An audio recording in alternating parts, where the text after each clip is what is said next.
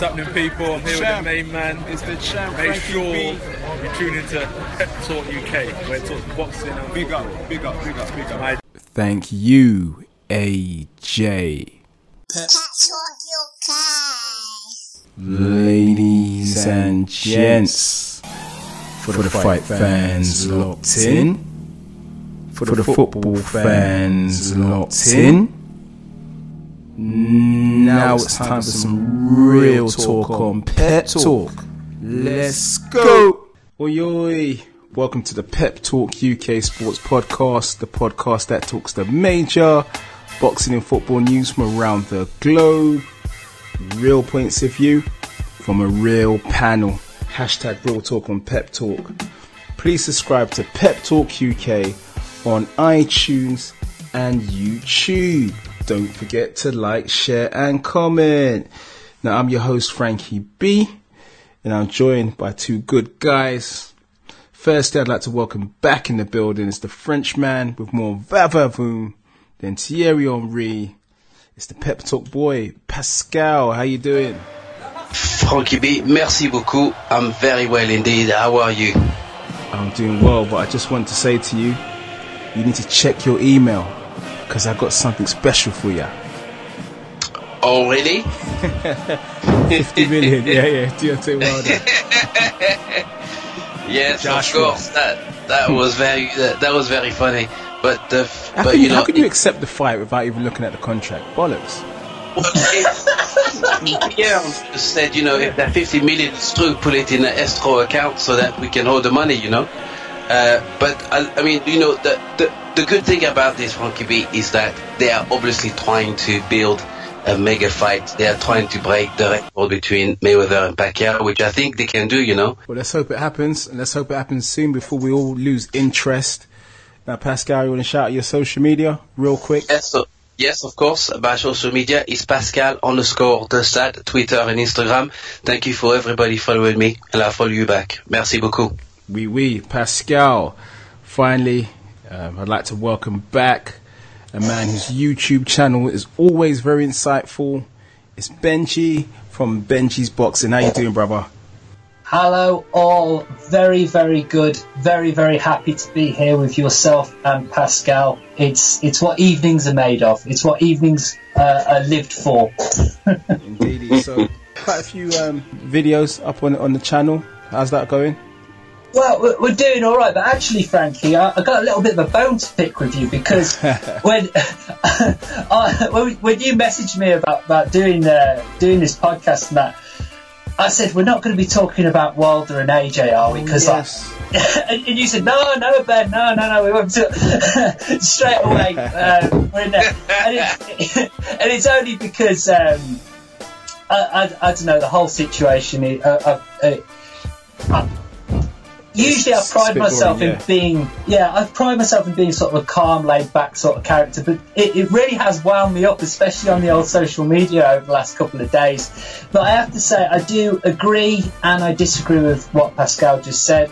I do think if there is a fight that's going to beat Mayweather and Pacquiao in terms of revenue and sales and all that sort of thing, I do think it will be a heavyweight fight down the line. Whether it's this one between Joshua and Wilder, I'm not too sure. You want to shout out your social media and also shout out the YouTube channel handle? Absolutely. On Twitter, I'm at Benji Boxing. On Facebook, it's Benji's Boxing page and YouTube. And on YouTube, I am Benji's Boxing channel. Indeedy, Benji's Boxing. Great content. Make sure you subscribe. Yes, we ready. Let's get into it. It's real talk. It's pep talk.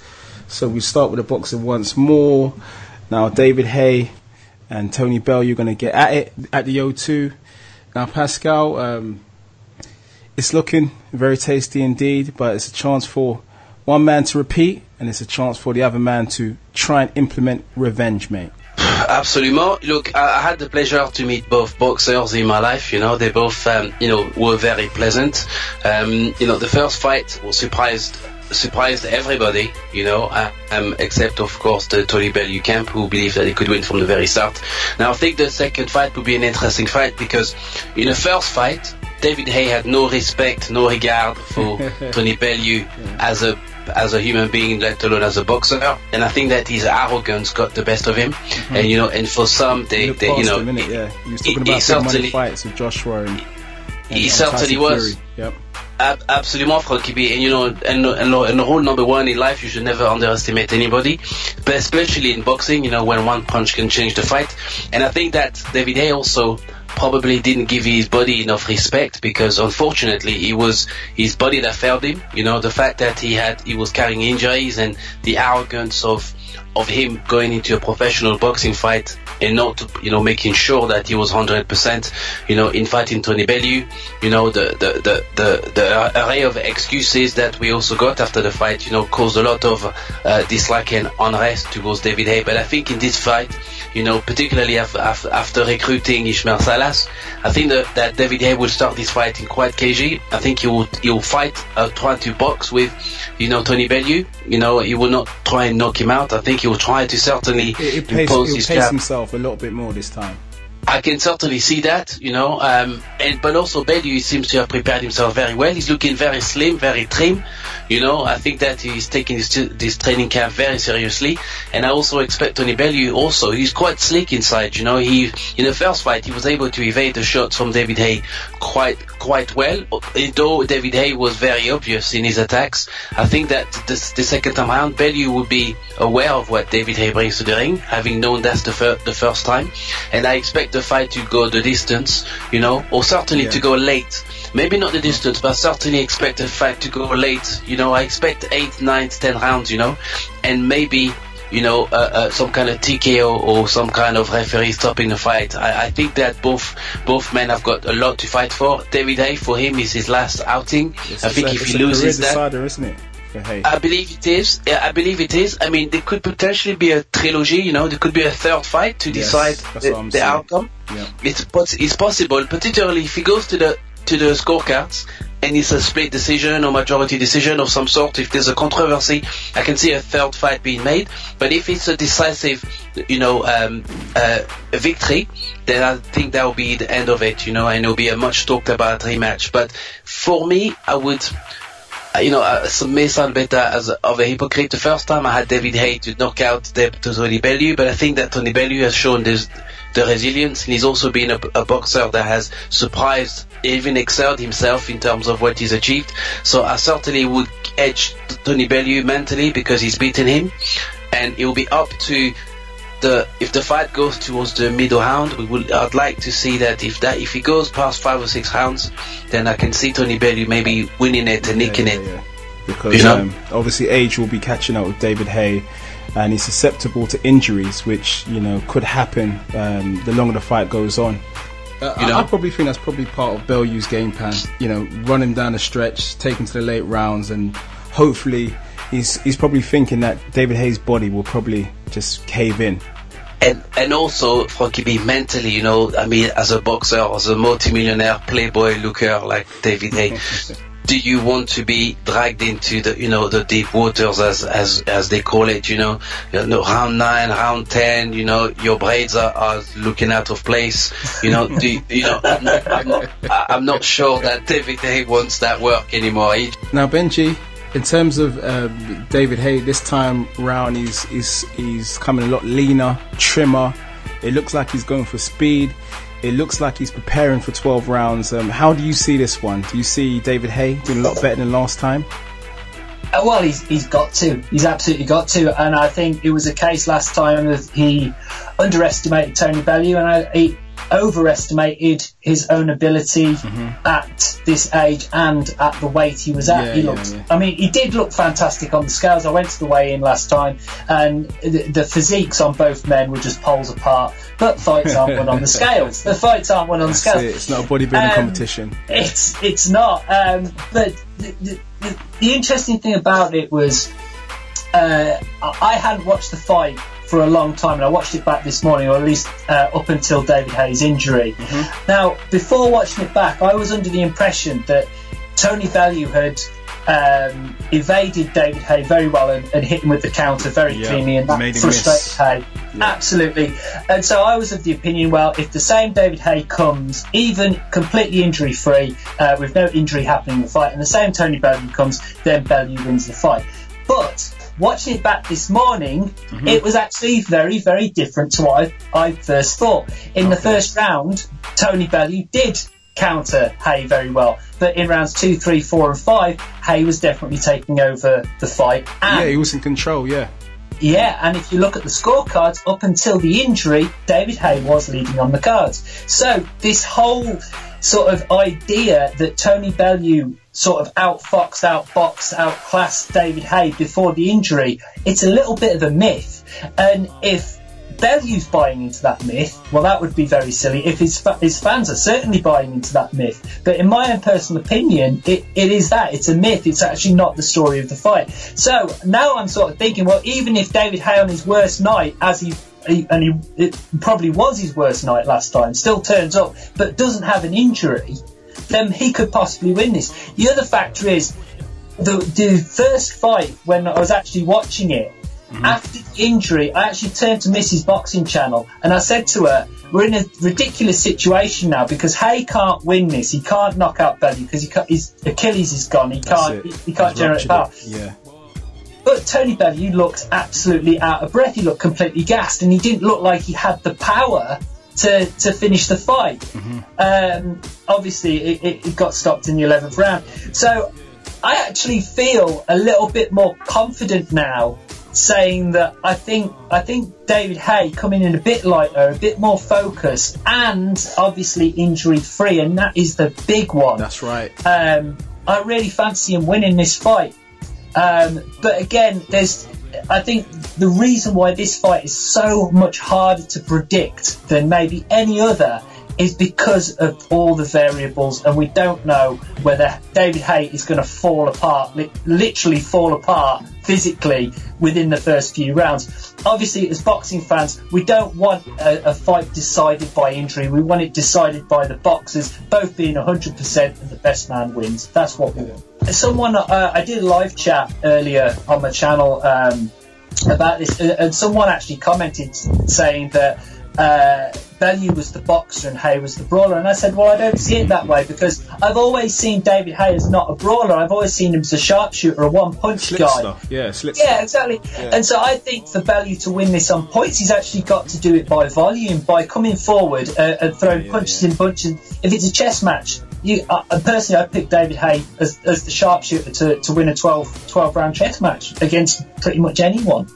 But again, just my opinion. I think it's going to be a better fight than the first one this time. You know, I feel like David Haye sort of is now a lot more focused on Bellew. I think he respects him a lot more. He's a lot calmer in the build-up this time. And, you know, they always say a silent man is a deadly man. So yeah. I feel like we've got a great fight ahead of us. And I feel like, honestly, I think Haye might take this one. And I do, like Pascal said, I do think there's going to be a third fight. Trilogy. Well, I believe that it'll be a cagey opening few rounds, and I believe it could well come down to who's got the stamina down the late rounds. Now it's interview time. And this week, ahead of Haye versus Bellew, the rematch at the O2 Arena. This weekend, our man on the ground, Mr. Shaz Mack's been busy. And to see how this fight's going to go, from a technical point of view, our man Shaz caught up with two Sky Sports boxing experts. First up, let's hear from the man known as Master Knowledge, the knowledge himself, Spencer Fearon. Done. Pep Talk UK, I'm joined by the knowledge himself, Mr. Spencer Fearon. Now, careful when you call him in knowledge. You know, there's certain people around here don't call me the knowledge no more. Yeah, they try to give that title to Max Kellerman. Careful how you call me the knowledge. That's what I'm saying to you. No one gonna tell me what I say and what I call you. For me, you're the knowledge. That's good enough. Thank you very much. That means a lot. Thank you very much, sir. Now, I need you to do me a touch and break down Haye Bellew. Haye Bellew, it's going to do with who can trigger the jab the best. This is factual. If David Haye was loading up the last time out, and he was heavy the last time out, David Haye came in at 224 pounds. If we see David Haye coming lighter, he's going to be a more dangerous man. But I'm telling you, this game is about evolution. And when you fight and you're becoming your tail end of you're getting old. You're old as a heavyweight now. You reinvent your style. David Haye is still trying to box like he's 22. Do you understand? Tony Bellew reinvented his style. Look at Tony Bellew. Tony Bellew is the more scientific of the two. David Haye is the more athletic. David Haye, you got to give David Haye all the ratings as the more athletic of the two, but the more scientific is Tony Bellew. Who's going to come out winning? I think this fight's going to go points. I think it's going to be grueling, and I see Tony Bellew winning this fight on points. That's my call. There's certain days where I think, well, David Haye's going to knock him out. David Haye should have knocked him out the last time. Before the injury, should have knocked him out. Tony Bellew is a lot tougher than people are giving him credit for, and we are looking at David Haye of the David Haye of old. You know what I mean? The injury saved David Haye from the fight just being nil and void. That's what happened. He got injured, and we're saying, oh, but whatever. It looked like David Haye was getting tired to me in that fight anyway. But if we're seeing a new David Haye, he's got to come with something new. They're saying, oh, well, this is going to be a different David Haye. He's got to come with something new. I think maybe before emotion got the better of David Haye, and he just wanted to go and kill him. He was like, emotion got the better of him. But this time out now, it's going to be, it should be different. Well, it's gonna prove to be an interesting spectacle. Fight night. Well, what have you got? What's Pep Talk got? What are they saying at Pep Talk? What they got? Well, Pep Talk are divided. I'm an old Haye fan, and I'm hoping Haye does the business, whereas a couple of the boys like Bellew. So I think we need to sort it out amongst ourselves first. Yeah, listen, man. I have to big up Pep Talk for everything that they're doing as well. You guys have done some fantastic work, so just carry on doing it. Anybody's talking about what I love passionately, which I've managed to eke out a living from. You know what I mean? And you guys have been very supportive, so big up Pep Talk. Spencer, love. Yeah, man, we're doing this, man. Cheers, buddy. Thank you. All right, love, one. Thank you, Spencer. And big up the Toe to Toe podcast. Next up, we get some more expert opinion. Let's hear from Sky Sports boxing pundit, Johnny Nelson. Pep Talk UK are joined by Mr. Johnny Nelson. Big one's up, Haye Bellew. Yeah. Repeat of revenge. It could fall either way because both fighters were in better condition and better prepared than they were the last time. Tony Bellew was underestimated by David Haye. David Haye has now come back with a different attitude, a more humble attitude. And if David Haye can turn back time and be the old David, explosive fighter, then you could see revenge. But Tony Bellew was the one that said David Haye's no longer that fighter anymore. So, and you've got to follow what Tony said, because Tony was the first one to spot that when he shouted out this fight. Nobody thought he'd win the first fight. Now people know he can win the second fight because, and I think at this stage for both fighters, I think technically Tony's proved he's technically the better of the two at this stage in their career. But if David Haye can produce some of that old explosiveness, then you say David Haye, but it's a tough fight. It's the first fight I've ever been involved in where I think, shit, it's just too hard to call. It's too hard to call. You can see why both fighters could win and why both fighters could lose. Both gents have lost their chirp this week. Not really chirping, are they? No. Well, because David knows the mistake he did was he made a mistake that Carl Foch did with George Groves when he got emotionally involved, so he's had to try and calm it down. Cheers, Johnny. Thank you. Cracking breakdown of the fight. We look forward to it. Thank you, Johnny Nelson. Now we turn our attention to the lower leagues. We've been supporting the lower leagues this season. Now, I made a trip back to Bellew United, this time to hear from the director of football, well-respected and well-known top journalist, Guillem Balague. Oi, it's Frankie B, reporting for Pep Talk UK, and I'm joined by a well-known journalist, a man that has taken on the mantle of being a director of football at Bellew United. Is none other than the man himself, Guillem Balague. How you doing? I'm alright, Frankie. Right, Guillem, it's fair to say, another successful season. How do you manage to organise yourself in terms of media commitment and also being a director of football? How do you manage the load, as they say? I should show you, in fact I'll show you now, my calendar. See, and this is absolutely, is one of those Google things, you see. So you go into it and what you're going to see, and everything I do is a colour, right? So, for instance, this is Saturday, this is Sunday, wow. This is Monday. Monday's busy. Every little bit here is one thing. Wow. Organisation. Calendar. And just having a lot of people around me that help me, obviously, in the club. Tracy, the secretary, has been here for a while, and Pete, the president, Chris, the chairman, and Heather. There's so many people helping. But you have to obviously you have to prioritize, but you have to make sure that you organize your hours of the day. And to me, clockwork. Yeah, but there is a concept of work as something you do when you're not socializing, or the other way around. And about, I don't know, 10 years ago, something clicked in my head. My job is a lifestyle, and I love it. I love what I do. So for me, it's not like, all right, this is a time for work, this is a time for entertainment or enjoyment. No, it's all the same. So people would say, oh, I can't believe, you spend the whole day watching games or talking to football people or writing about football or whatever, doing books on football, and then you still got days because of United. And this is my life. It just gives me so much. And it's not about football. You've been here a couple of times. It's about sharing time with people, sharing a vision, trying to convince people to go somewhere together. And you said you called it a successful season. I'm not even looking at the table, but of course it's about winning as well. Yeah, no, it would be the highest finish we ever had as part of the progression we're doing. But for me, success is, am I seeing more people with smiles? Am I seeing more people coming? Yeah. Am I seeing more kids that we look after? And it's 120 now, and it's yes to all of that. How would you assess the season? I mean, from the table, it looks like you score a decent amount of goals, but then also as well, unfortunately, you conceded also a similar amount. So how would you say the season's gone so far?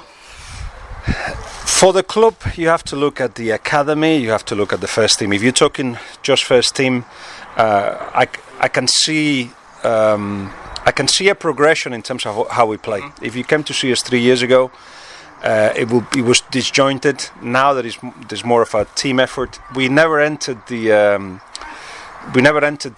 just yet the equation of that you get in these leagues, which is if you pay players, you get results, and it's literally mathematical almost.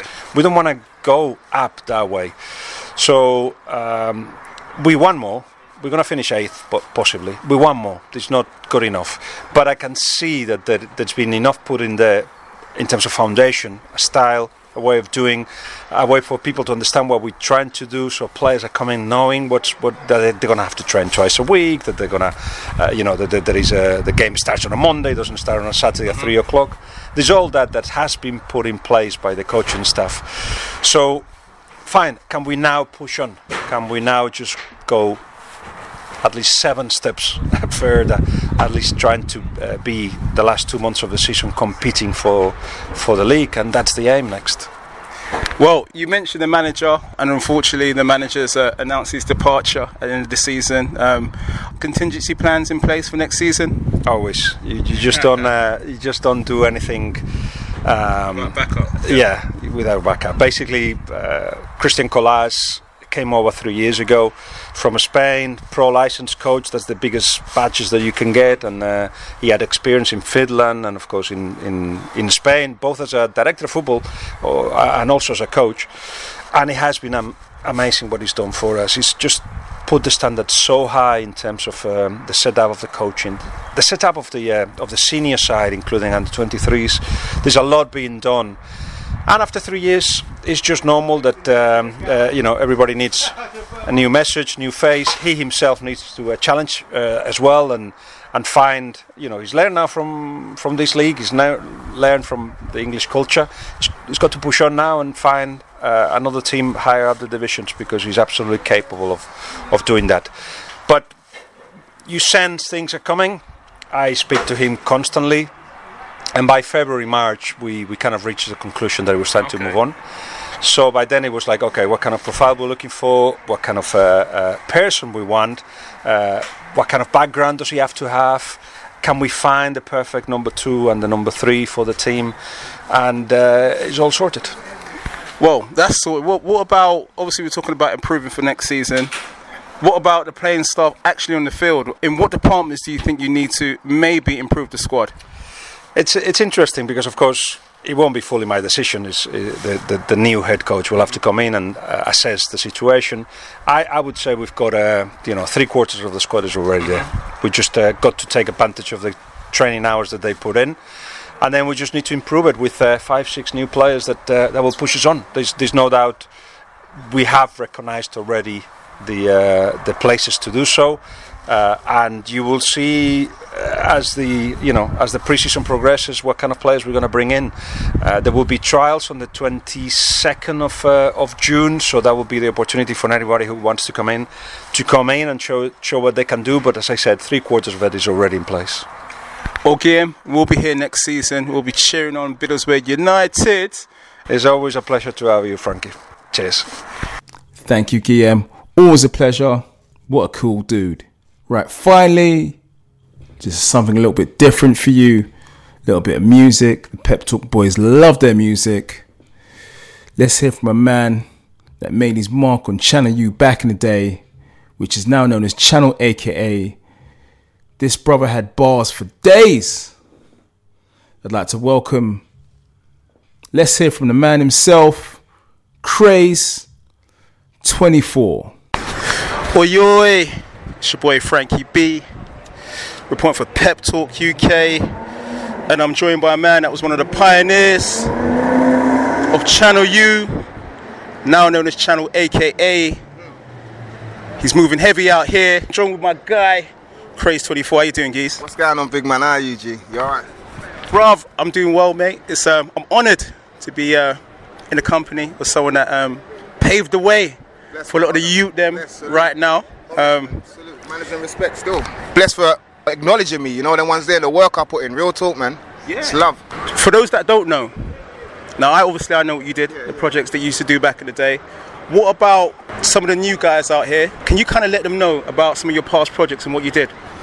Yeah, I've put out quite a few projects. I say the most popular probably one is my Precious, where I'm talking about the addiction of weed. And I go through the process, and there's a video breaking down, and you see my addiction, and you see me go from bowling to with nothing, all because I'm over smoking, you know what I mean? So I'm someone who's real.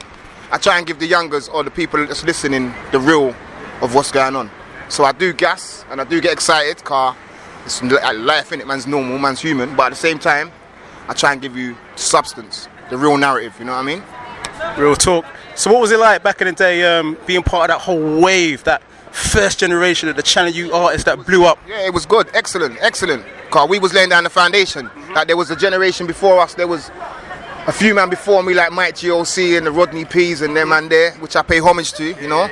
But at the same time, yeah, man came and man's part of that, the next wave that came after that. It's a good look, man. What about projects now? What you got popping now?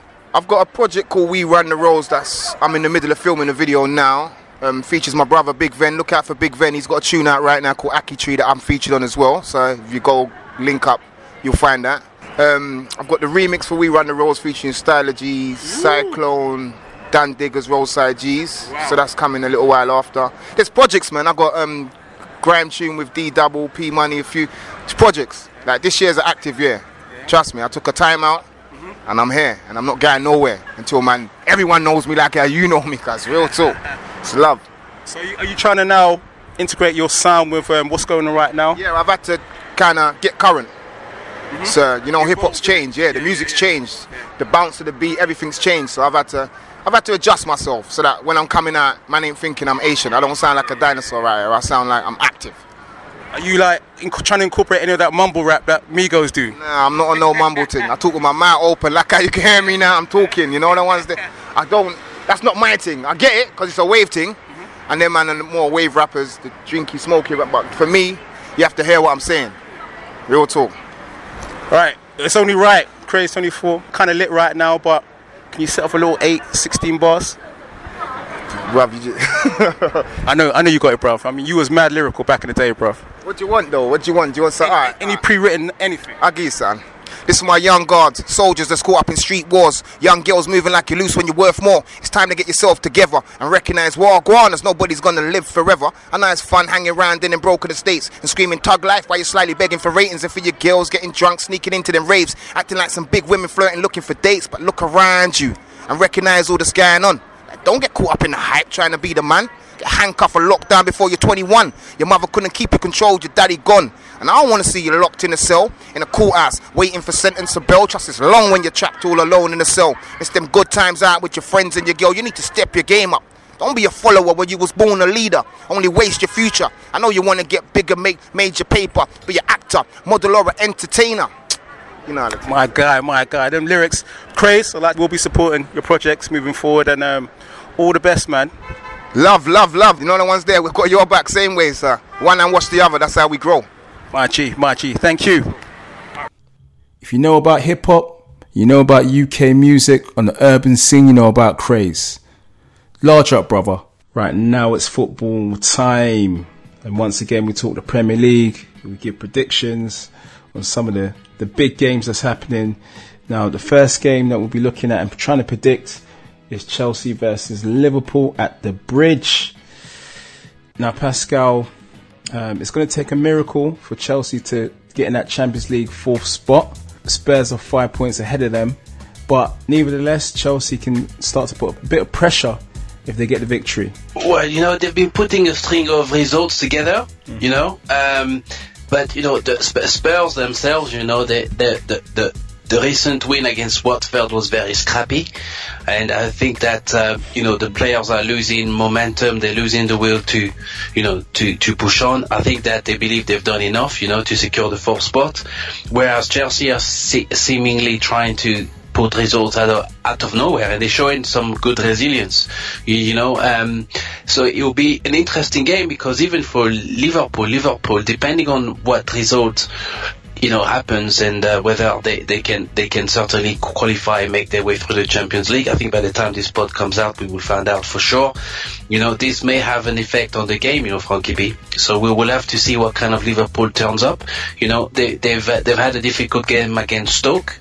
You know, and I think that probably shows a bit of anxiety amongst the Liverpool team about finishing the season strong, and perhaps the momentum, the fatigue is beginning to creep into the team. So, you know, Chelsea to me have got the advantage, and you know, a Liverpool side travelling to London, and the Chelsea side that needs the result.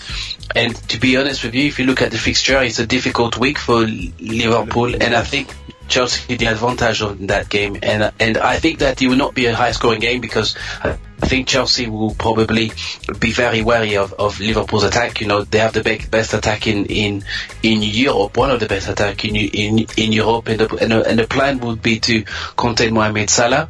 And if Mohamed Salah plays, you know, once you contain Salah, I think there's an opportunity for Chelsea to maybe get Liverpool on the counter attack and try to score a goal.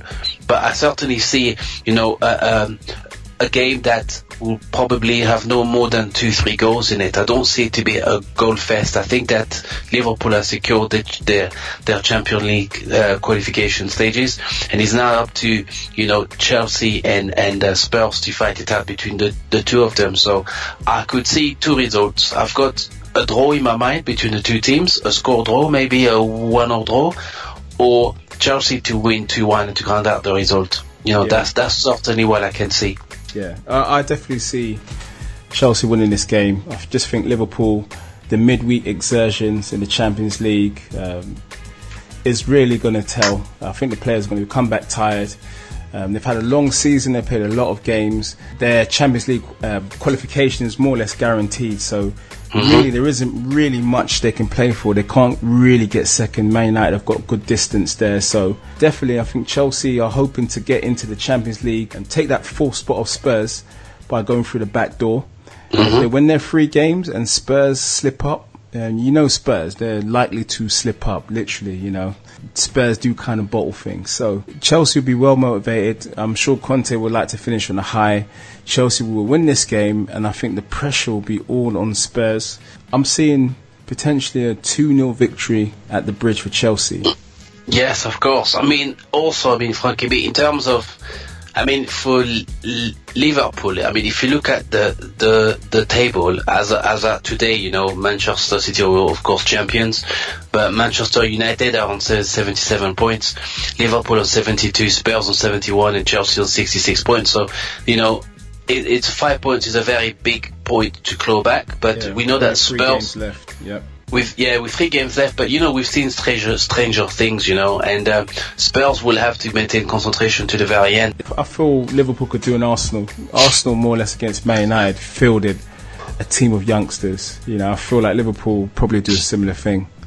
They know they can't really get second. They know third is more or less guaranteed. So you know, after that massive game against Roma, the physical exertions of that game, this game's nailed on for Chelsea. Yes. Now we move on, just finally to talk about Arsenal. Now, the reason we're talking about Arsenal, not because they're really fighting for anything, but it's Arsene Wenger's last home game at the Emirates. Now, this brings to an end a 22-year reign at the Emirates or Highbury. Arsene Wenger is about to bow out against Burnley. How do you see this one, Pascal? Well, again, Frankie B, this is an interesting match because, you know, if Arsenal beat Atletico Madrid, you will probably be, you know, a sellout attendance, you know, for the Burnley game, and I expect everybody, you know, that has a season ticket to be, you know, and everybody that wanted to see Arsenal play, but most importantly want to see Wenger, to attend that game for a very special farewell. You know, Burnley are interestingly only 3 points behind Arsenal in the league. You know, so they are seventh. And they are battling for 6, and you know, and for Burnley, you know, we must say it's been a fantastic season, you know, because they have half of the budget of Arsenal. They don't have the same, you know, resources, but yet they are finding themselves 3 points behind a team that spent over £100 million, you know. So we got to congratulate Burnley on what I believe has been a successful campaign for them this season. So it's going to be a very tough game because Burnley will come to play, they will come to win, they'll believe that they can win, and they will make that game very difficult. But one thing we know for sure is that if the game was away, Burnley will probably be winning that game or drawing that game. But because it's an Arsenal, you know, game at home, I expect the players to give Wenger a final farewell and to work very hard to try and get that win. So if you ask me what the result is going to be, I've got Arsenal winning that game. But I've got Arsenal winning that game quite convincingly. I think that Arsenal will be winning by, at very least, 3-1. You know, Arsenal defense unfortunately isn't good enough, so they will concede at least 1 goal. But I can see Arsenal scoring 3 goals and giving, you know, a good farewell to Monsieur Arsene Wenger, you know, in his last ever home game. I see a similar thing. I think the Arsenal players, they very much respect Arsene Wenger.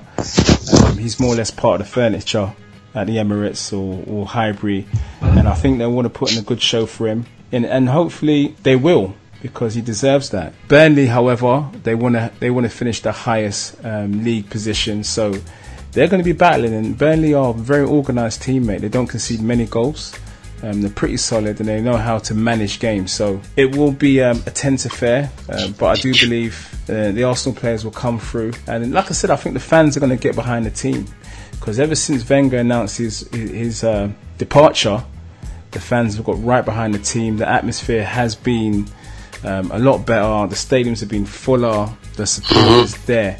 And definitely that has sort of got the monkey off the back at the club, and they'll definitely be looking to give him a good send-off. I think a lot of players will be looking to fight for their futures, because whoever comes in will be watching some of the games, before the season's ended, and seeing who he wants to keep and who doesn't want to keep.